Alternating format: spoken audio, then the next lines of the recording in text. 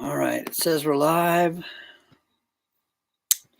Switch over the sound to the Logitech headset.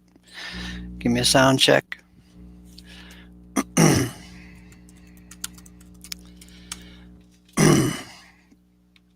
Okay. So, I wanted to talk to you about the secrets of newsletter marketing. Everything is working fine. Thank you, Francisco. Newsletter marketing. Okay. Might as well bring up the show and tell right now.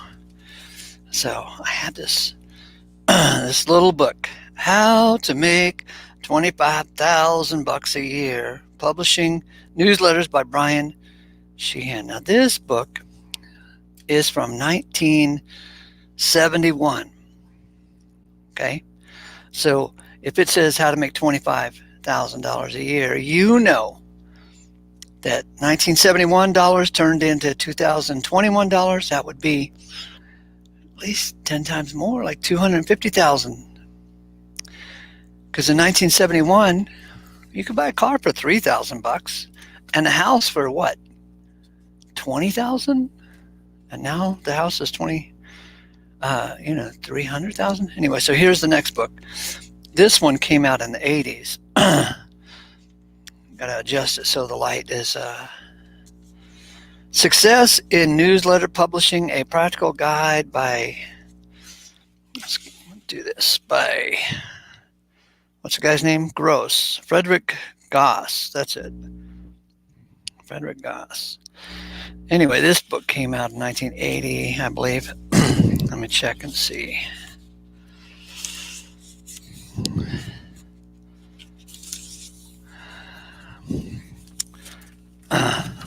So the first book was from 71, and this one is 88. Anyway, so here's the deal. I have an argument that every successful business is really a newsletter business. Okay?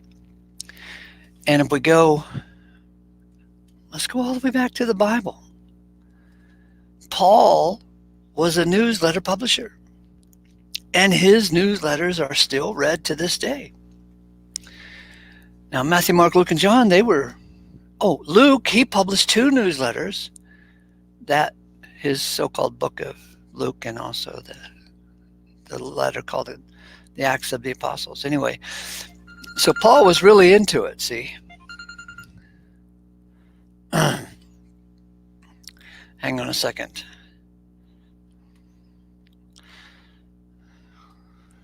Yeah, you're just going to have to hang on a second, because life gets in the way of a good plan.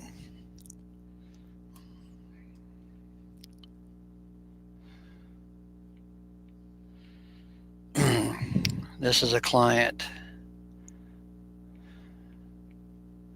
Got to tell him I'm doing a show, so maybe he'll join our show.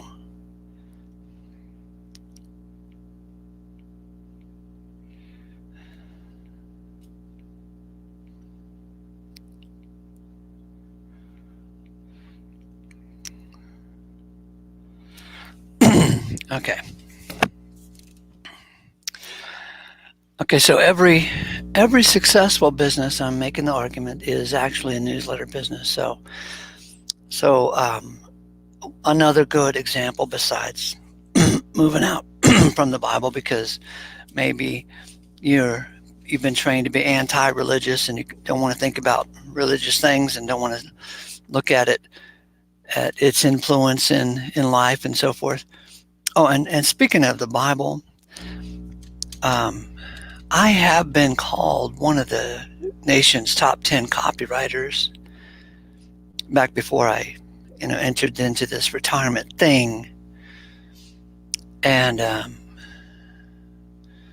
I can tell you that by studying the Bible intently over the years, it has made me a better copywriter, because those guys who wrote the Bible, they were pretty astute with grammar and innuendo and figures of speech and metaphors, and we can learn a lot by learning all that stuff, right? To be a better copywriter. All right, so back to my example that every successful business is secretly or subterfugely a newsletter business. So my prime example is the old Sears catalog from 1910, 1920, 1925. If you look at that damn Sears catalog, it was jam-packed with words. They'd have a little picture about the product, and then they might have 500 to 1,000 words about it. And people would read that stuff. And when they lost their way in the world and got rid of all those words, they went out of business.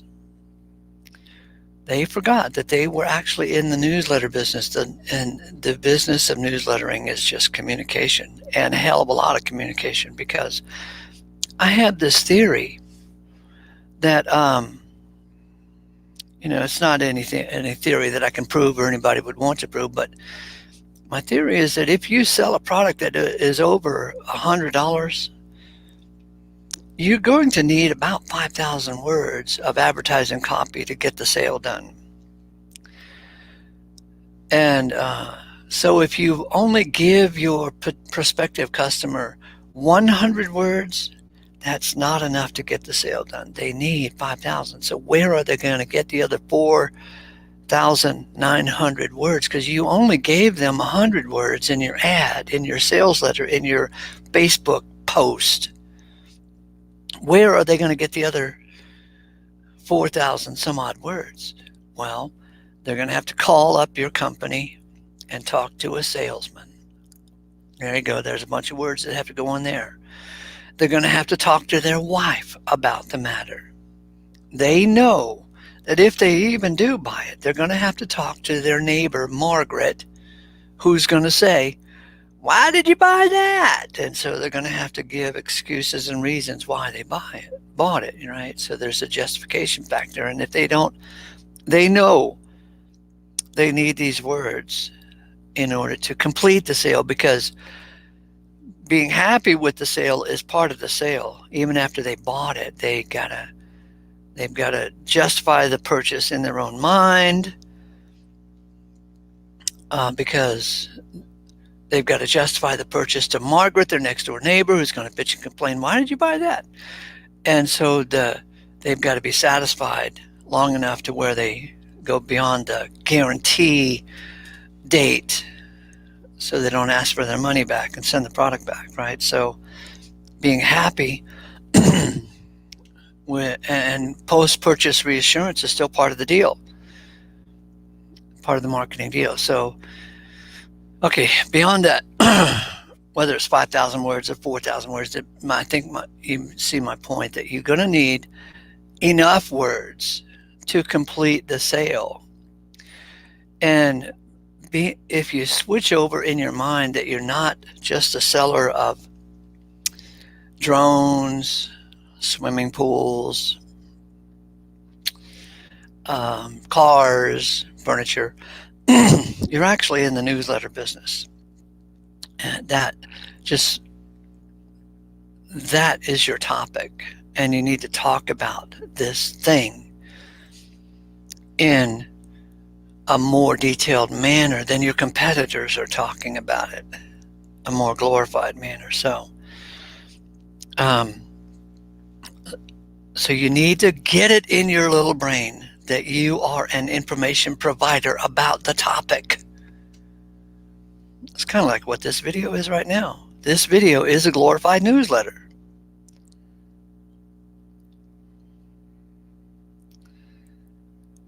And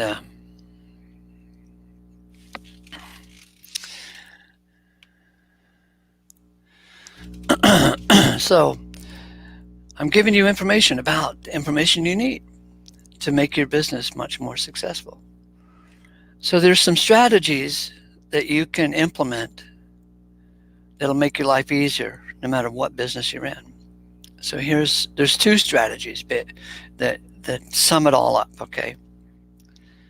Strategy number one is that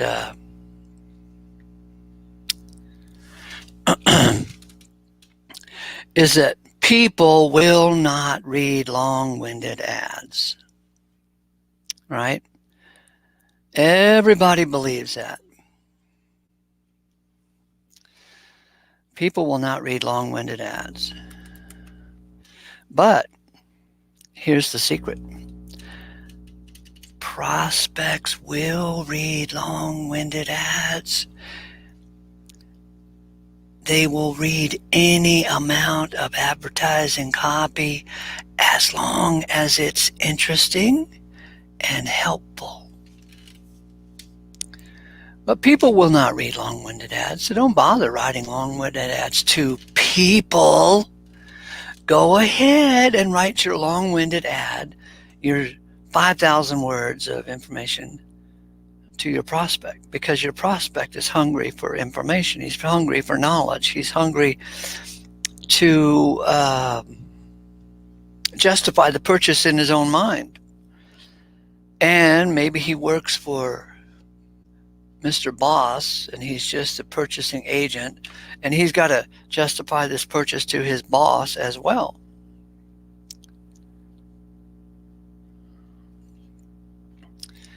So people will not read long-winded ads, but prospects will. I have written ads that had, newspaper ads, for example, that just covered the whole page in words, 10-point type. Maybe I got 1,000 words in the ad, maybe 1,200 words. And I have had prospects and buyers call me and say, Mr. Austin, I read every word of that ad, and at first I thought I would never read it, but I couldn't stop myself from reading it. Anyway, if you're a prospect for a safari trip to Africa, this is my go-to. If you are a prospect for a safari trip to Africa, you've got 1,000 questions. And you're going to read to find answers to those questions. And what are those questions? Will I see a lion? How much will it cost? Do I need insurance? What about mosquitoes? Do I need to bring a sleeping bag? How about a shotgun to shoot the animals? You got 1,000 questions. Can I bring my mistress and my wife and my children? Is this a way to get rid of my children and my wife? Got 1,000 questions. So you need to address all of the questions that are rolling around in their head. So here's item number two. So if you can get it in your head that prospects will read any amount of copy as long as it's interesting and helpful, you're on the way to making a bit more money than you would struggling out there in the world of plenty of competition, including the two worst competitors that you've ever imagined. And who are the two worst competitors? Every business faces these two bad competitors. Number one is apathy. What a competitor. And the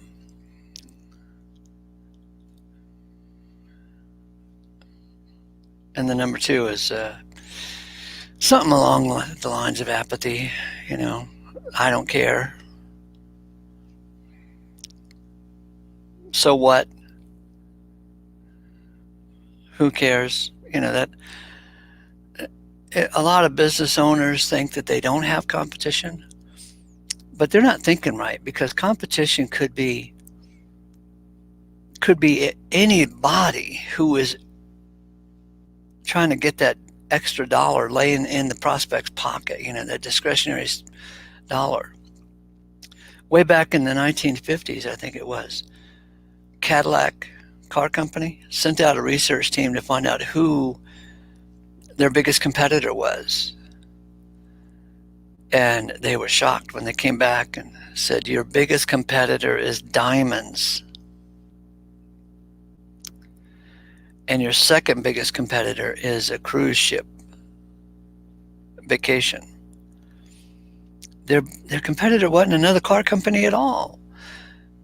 And it's just amazing once you get it in your mind, if you're selling Cadillacs, that you have to compete with diamond sellers, jewelry companies, and vacation sellers. Oh, it should give you a whole different mentality altogether in your marketing approach, knowing that your competitor is not even appearing as your competitor. Anyway, so how do you approach a marketing situation if you're selling rather expensive cars, knowing that some jewelry company is out there beating on the door of your prospective customer with his message? Man, it takes a lot of brain power to win the game. Okay, so the next big strategy, umbrella strategy, number one is use long-winded ads. And it can be, since we don't do newspapers much anymore, although there's still a possibility, because there's still a handful of newspapers out there, and they are begging for advertisers, and you can buy remnant space on these newspapers, sometimes $100 for a full-page ad, and the newspaper might go to 30,000 or 70,000 people, and so that's pretty good money spent if you can put together the right kind of ad. But even if you're doing online crap, then you should still make it a long-winded thing.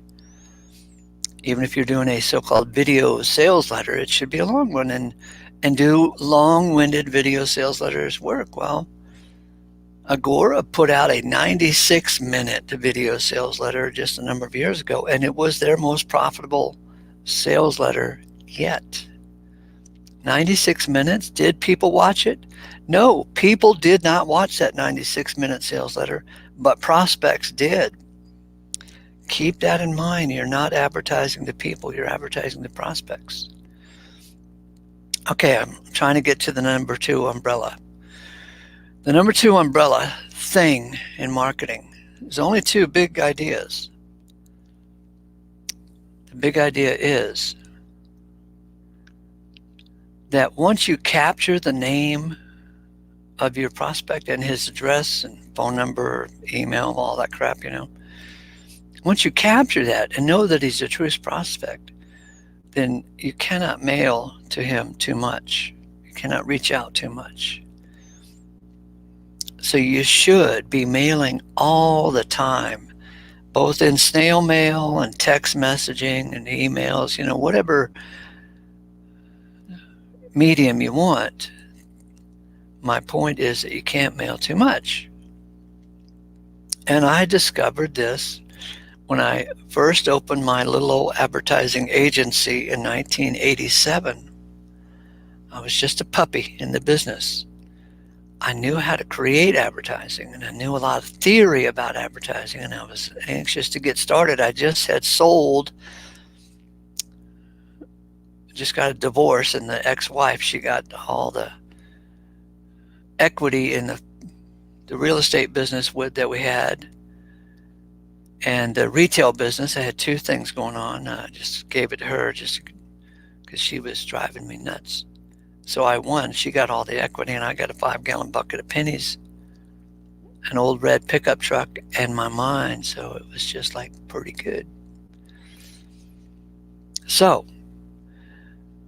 I didn't know much about the advertising agency business, even though I knew how to write ads, but I didn't know about the business side. So I was still kind of clueless. I was just launching into it, And somebody said, you need a car dealer for a client, because car dealers spend a lot of money on advertising. So there were 33 car dealers in my area. So I called them all up. And Mrs. Gatekeeper answered the phone, and she would never put me through to Mr. Big, and Mr. Big never returned my call, and it pissed me off because, I had a lot of pride. Thought I was something special. I didn't know the dynamics of car dealer ad agency stuff going on. I didn't know that at the time that they were getting oodles of phone calls from all kinds of advertising mediums. So, of course, they just ignored me because they were getting calls from the radio station and the newspaper and other ad agencies and guys selling ads in booklets and guys selling ad space at football games. I mean, they were just being bombarded all the time so that they would spend their money over in this medium or that medium. And I didn't know those dynamics were going on. I was still young in the business, right? Well, anyway, it pissed me off that they didn't return my call. So I wrote down all of their addresses, 33 of them. And I sat down and wrote 12 letters about how smart I was in the advertising business. 12 letters based on different things, how to make money in newspaper ads, how to conquer radio advertising, how to bring in big bucks using television advertising. I mean, I had 12 letters. I wrote these 12 letters, and I mailed all of them a letter every 3 days. I was mad. I wasn't going to let them get away with this crap of not returning my phone call.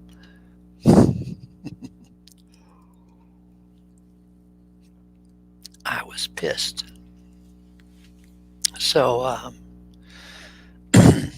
started dropping 33 letters in the mail every third day, right? I never got past mailing out the 8th letter before I had more car business than I knew what to do with. And I didn't know that that was a marketing trick. And years after that, I picked up a catalog client whose catalog was selling computer software to entrepreneurs. And one of his software products, or shall I say many of them, were early versions of customer relationship management software. Anyway, when I was interviewing him and talking to him about the scope of his clientele, he said, "Yeah, we sell software to help you manage your drip system." And I had never heard that word before. I said, "What's a drip system?"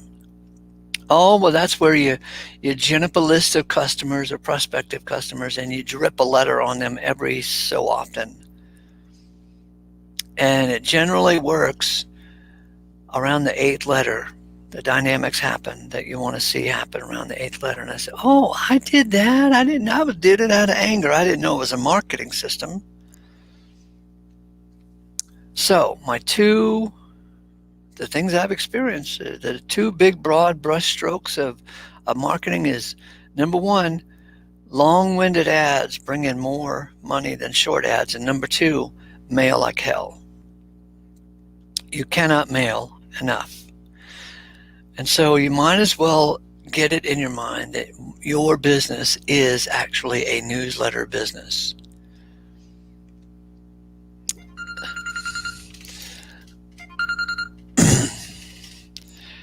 And your business is a newsletter business. And so what you want to do is start cranking out the information.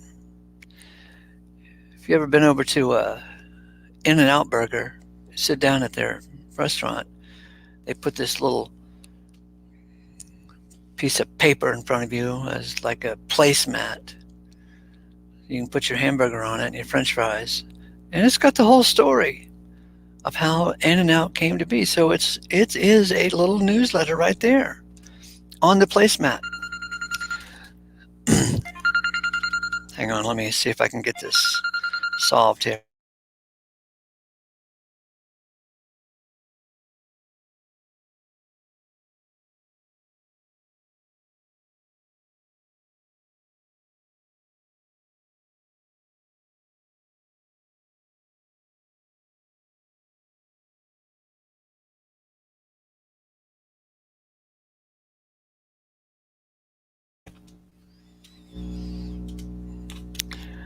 damn clients, they think that you know, just because they pay me money, they deserve to have the phone answered.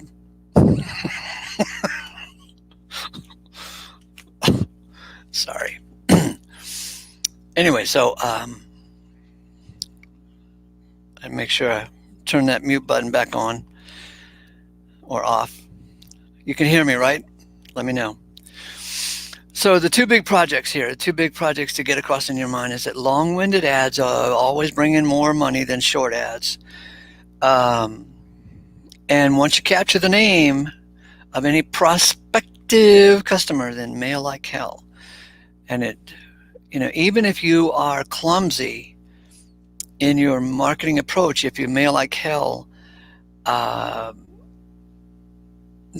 it still magically happens somewhere around the 8th letter, even if you're unskillful at the whole damn thing, because if you're mailing out consistently, and you can mail out every damn day. Ben Settle mails out emails 3 times a day. And if you mail out consistently, whether it's once a day, once every 3 days, like I did with those car dealers, or once every 3 weeks, or once every 3 months. I mean, you got to find your own groove in the whole matter, but still, you cannot mail too much. That's what I want you to know, is you cannot mail too much. And the reason is because they can always throw your mail in the trash, so that's fine, you know. But number 2, you don't have enough creativity. Nobody does to mail out too much. And historically, you know, I'm old enough to pay attention over the years, and I can tell you that a lot of people like to pretend that they are more righteous than they actually are. And historically, over the many years, you know, upper middle class parties, some wife will say, "I hate junk mail," and then in order to prove that she hates junk mail, she'll over the years has actually gone out of her way to get her name removed from junk mail lists. And then the first thing you know, she goes to the mailbox and there's nothing in there. So she calls up the damn catalog and asks to be put back on the list. "Can you send me your catalog?"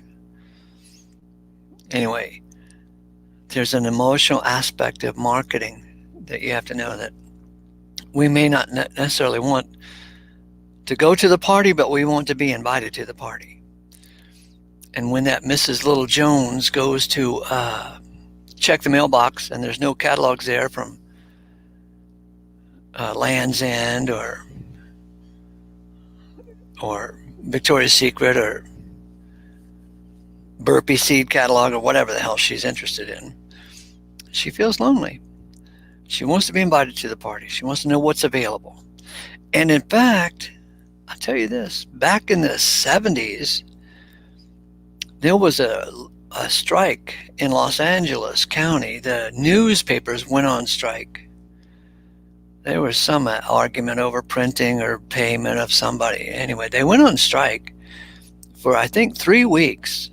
And some outfit did a survey toward the end of the strike, and they asked the people what they missed the most about the newspapers not being available. And surprisingly, everyone said they missed the ads. Or not everyone, but a large number of people who responded to the survey. They missed the ads. Isn't that weird? Because everyone pretends, "Oh, I hate advertising." But no, they don't. People don't hate advertising. You need advertising to know what's up. And if you're going to master your craft of running your business, then you need to run a better ad than your competitors does. And I remember now the second biggest competitor. I said apathy, and then my mind went blank, because, you know, I haven't talked about these things in a long time. But the other competitor of yours is inertia. Inertia, that big fat ass that's sitting on the couch and doesn't want to do anything. And then the mental attitude of apathy. I don't care, who cares, and so what? So you need to overcome inertia and apathy. They're always out to get you as far as you running a successful business. So Oh, so when I brought up these two books, see, this newsletter publishing, a practical guide by Mr. Goss, and also this old book from 71, how to make a decent yearly income publishing newsletters. So I thought I'd think out loud with you about two kinds of newsletters that you can have. And number one is a paid newsletter where you make those guys pay for your information. And how do you do that? How do you set up a structure where you get them interested in this newsletter to the point where you make them pay? And someone brought up Kennedy's newsletter. Dan Kennedy, he gets $40 a month, which is close to $500 a year for his damn newsletter. And he's got how many subscribers? I don't know, 10,000? That's a nice chunk of change every month coming in. You can't have more than 10,000. It's not possible that that many people would be interested in what he has to say. But even a paid newsletter where they're actually paying for this crap, this information of yours, is actually a setup to get them to buy second product and a third product and a fourth product. Because the first dollar you get is always the most expensive dollar. You need to set up your business model so that you are constantly mining the customer list for more dollars. Because the second, third, and fourth dollar are really cheap compared to the effort and dynamics of getting that very first dollar out of them. So that a paid newsletter could be profitable up front, but still, you don't want to depend on that. You want to make sure that you at least consider how to get more moolah out of them, because that's where the real profit is. Yeah, money is made on the back end. And the second type of newsletter is a free newsletter, and you got to make it very information driven. However, the purpose of the free newsletter is actually and obviously to make money on the back end, because you're selling this and that wrapped up in your free information.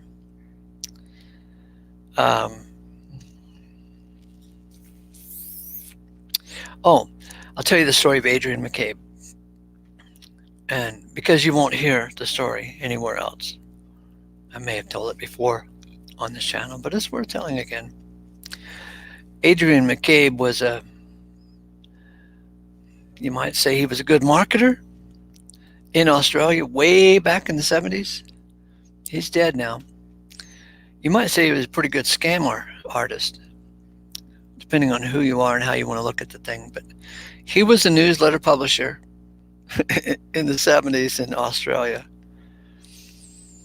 and made pretty good money.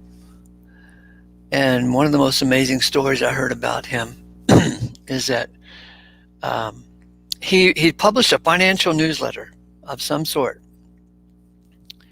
and he would make these wild political predictions, that so-and-so is going to be elected, or such and such a disaster is going to happen. And he didn't care that the prediction never came true. He just knew that his subscribers loved these wild predictions.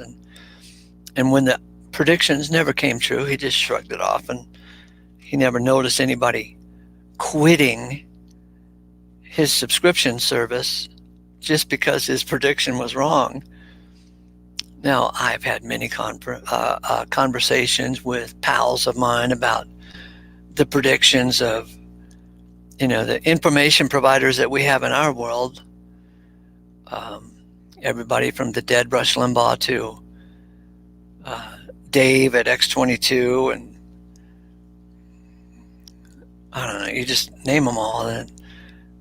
And there's so many of the predictions that just don't come true. But I'm telling you, that doesn't matter.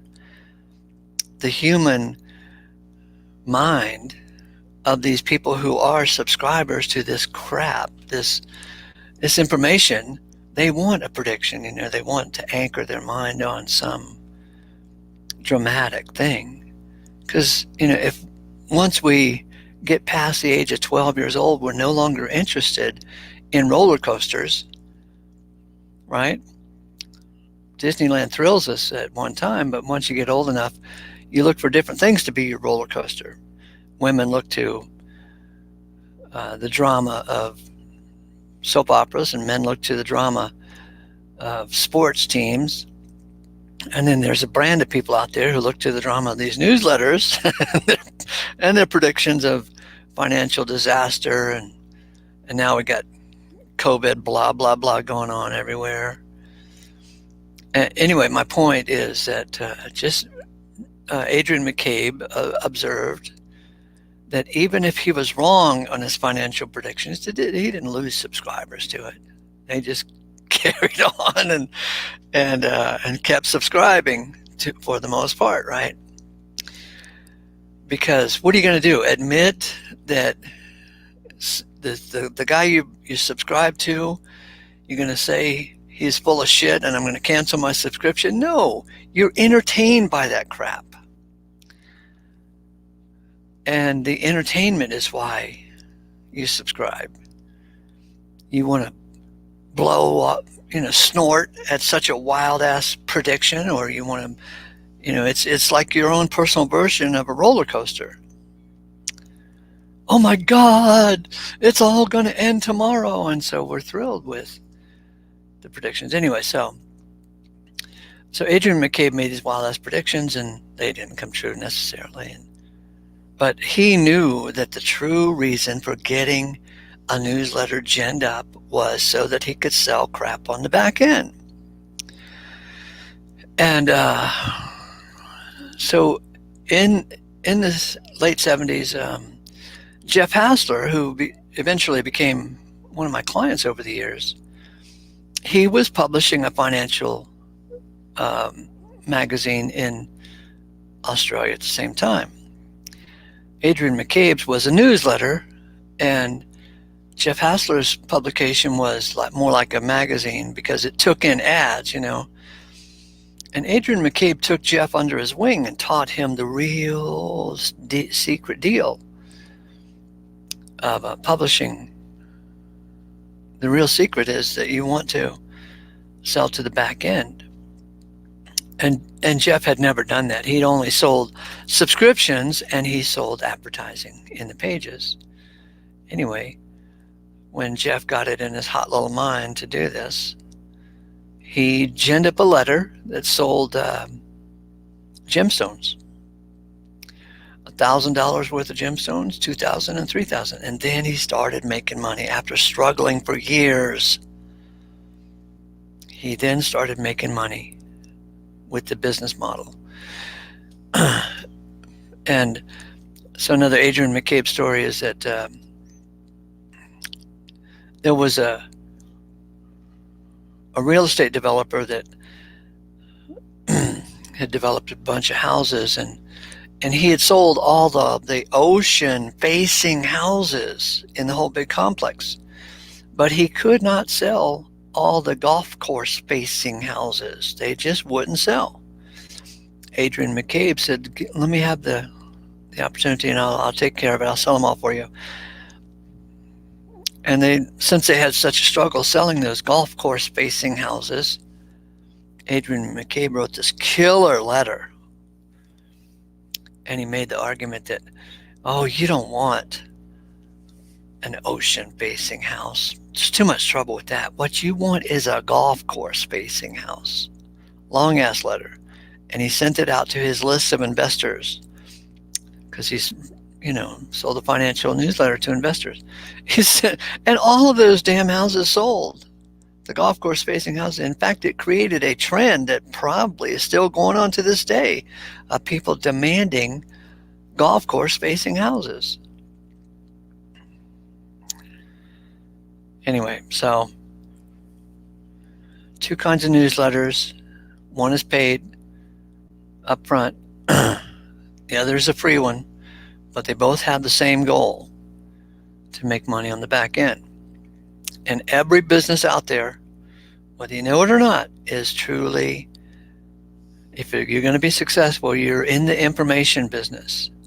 You're not selling cars, you're selling information about the cars. You're not selling furniture, you're selling information about the furniture. You're not selling hot dogs, you're selling information about the hot dogs. And so it just causes you to think in a new kind of way about everything. And speaking of hot dogs, it's pretty easy to sell mediocre hot dogs if you're sitting in front of a hungry crowd. The only information you really need is a big sign that says hot dogs, $2.95, or chili dogs. That's even better. I'm making myself hungry. Anyway, so can a newsletter supercharge your profits? Yeah, it's the only thing that can. And if you're insistent on staying in the market you're in, and we're all stuck in our markets really, but you can gin up more information about your product, your service, your guarantees, who likes your stuff, who doesn't like it, who should get involved and who should not get involved. The story appeal should be there from every angle. You can do a sales letter every day, or if you must, once a month.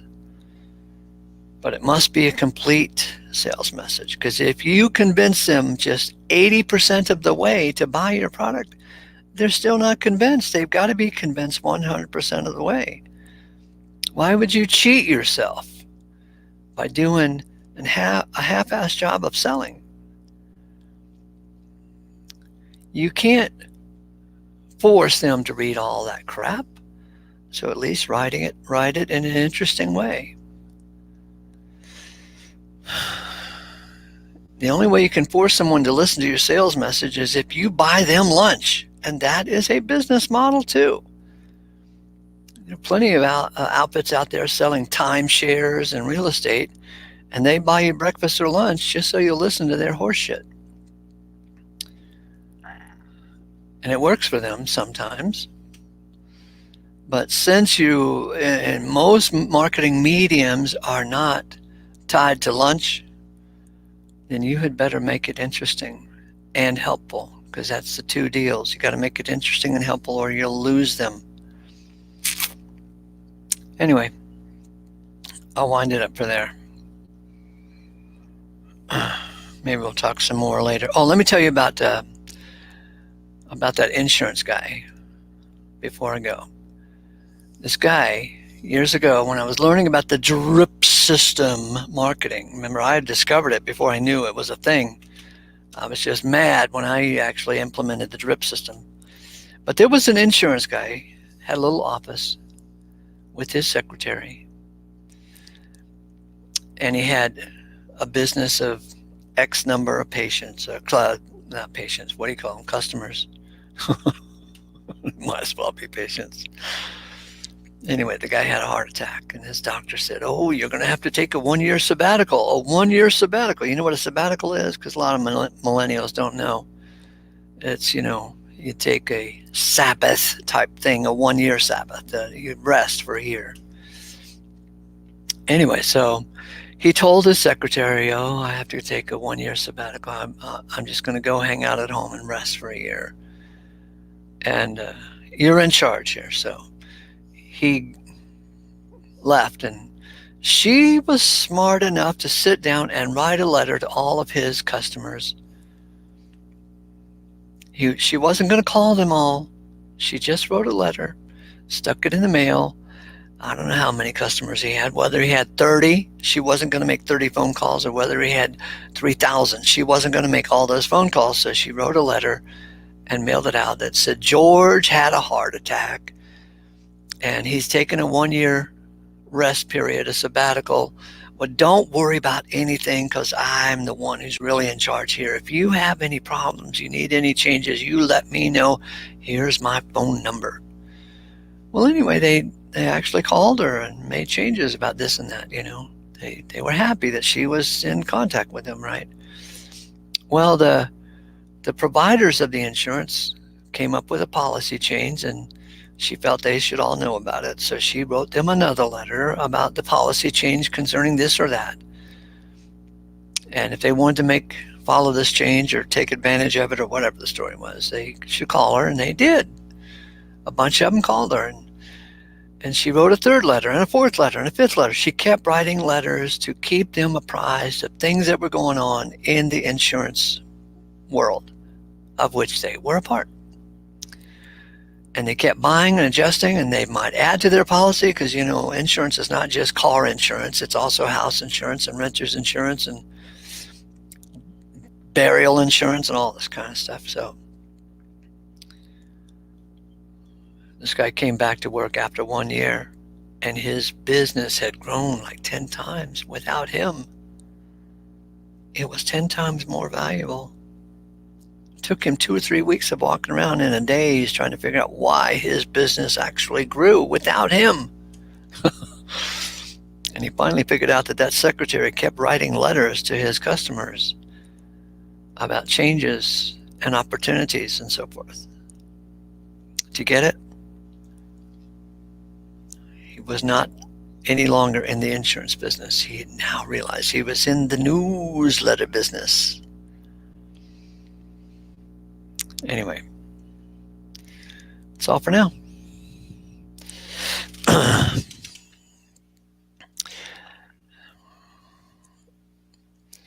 So, you can leave a message.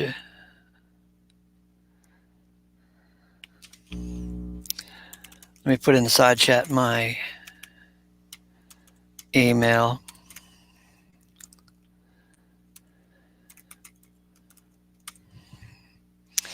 And my phone number.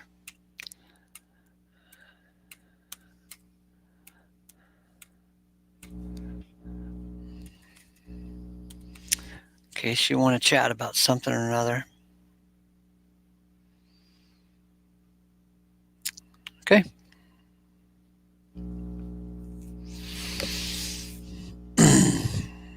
Carry on. And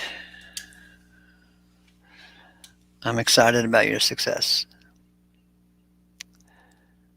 Bye for now.